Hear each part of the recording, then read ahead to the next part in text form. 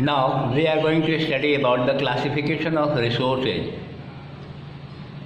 Resources हमने जाना कि resources क्या हैं, कौन किसको किसको बोल सकते हैं, कौन कौन से हमारे पास resources हैं, उनकी क्या need है.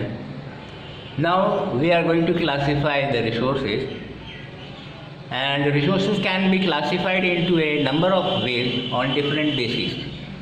हम लोग resources को अलग अलग तरीक़ों से क्लासीफाई कर सकते हैं, जैसा ज़रूरत हुआ, जैसा नीड हुआ, जैसा हमारा बेसिस हुआ.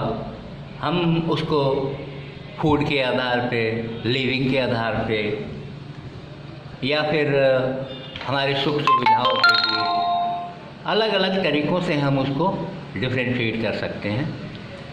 But it can be mainly classified into two ways. लेकिन मोटे तौर पे हम इसको दो तरह से डिफ़ाइन कर सकते हैं, दो तरह से हम इसको समझ सकते हैं कि कुछ चीज़ें तो नेचर हमें खुद गिफ्ट करती है, बट उन्हीं को डेवलप करने के लिए या उन्हीं का एक डेवलप वे में यूज़ करते हुए हम किस तरह से ज़्यादा से ज़्यादा हम बेनिफिशियल हो पाएंगे. तो उन चीज़ों को मैनेज करने के लिए, उन चीज़ों को समझने के लिए या उन चीज़ों को यूज़ करने के लिए फिर तब आता है कि ह्यूमंस अपना स्किल, अपना एक्सपर्टाइज उसमें दें और उसको मोर इन्हेंसमेंट के साथ में हम उसका उपयोग कर सकें. And that is called man made resource. जैसे बहुत सी चीज़ें हैं, नेचर ने हमें पानी दिया, हमारे काम की वजह से या हमारे डेवलपमेंट की वजह से, उसके साइड इफ़ेक्ट की वजह से हमने पानी को गंदा कर दिया. ये जानबूझ के नहीं किया, लेकिन कुछ चीज़ें नेगेटिव भी चली जाती हैं जिसकी वजह से हम हो जाता है. नाउ अब उन चीज़ों को हम कैसे यूज़ कर सकते हैं, हमने क्या उसमें करना है, या कुछ चीज़ें जो कि हम उसको फिर से यूज़ कर पाएँ. वहाँ से फिर मैन मेड रिसोर्सेज तैयार होती हैं. तो दो तरह से हम कह सकते हैं, हर चीज़ तो नेचर में है ही, सब कुछ नेचर में है, लेकिन हम अपने आधार पे, अपने जीने के स्टाइल से, अपना लिविंग बेनिफिट्स को देखते हुए हम उसको फिर क्लासीफाई करते हैं, और वहाँ हम जब डेवलपमेंट करते हैं वो चीज़ कहलाती है man made resource. But nature क्या है? नेचर में सब चीज़ है.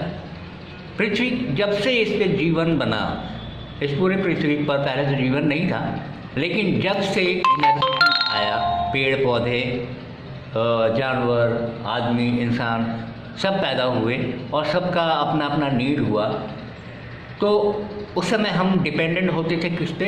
जो नेचर हमें देता था. उस समय कोई नौकरी नहीं होती थी, कोई पैसा कमाना नहीं होता था, फ्री में सब मिलता था हमें नेचर से. जैसे आप सभी को पता होगा कि आदिकाल में जितने भी मानव थे पेड़ से फल तोड़ करके खाते थे, नदी से पानी पीते थे, झरने से पानी पीते थे. That's why it is nature क्या है, हमें गिफ्ट करती है, इसलिए हम उसको बोलते हैं कि ये हमें नेचर का गिफ्ट है. और जो चीज़ भी नेचर पे डिपेंडेंट है, जैसे कि waters, land, soil, rocks, forest, fossil fuel मतलब जो फ्यूल आग जलाने के काम में आता था, एनर्जी जिससे मिलती थी, और मेन सोर्स था हमारा उस समय क्या?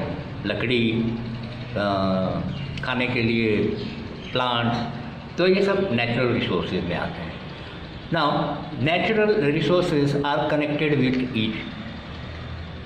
हम ये देखते हैं कि नेचुरल सोर्स जो थे उस समय के या अभी भी हैं, तो ये सारा एक दूसरे से कनेक्टेड है किसी न किसी रूप में.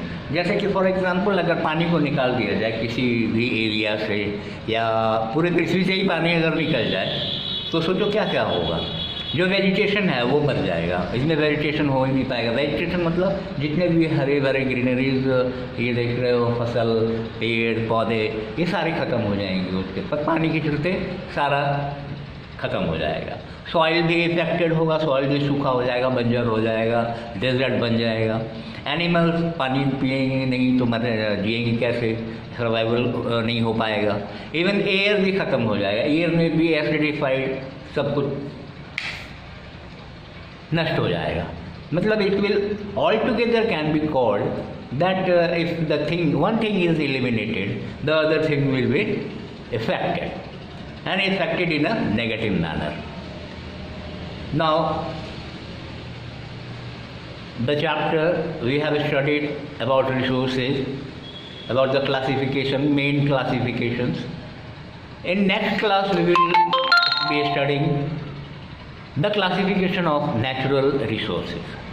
So, only this much for now. Have a good day, good time.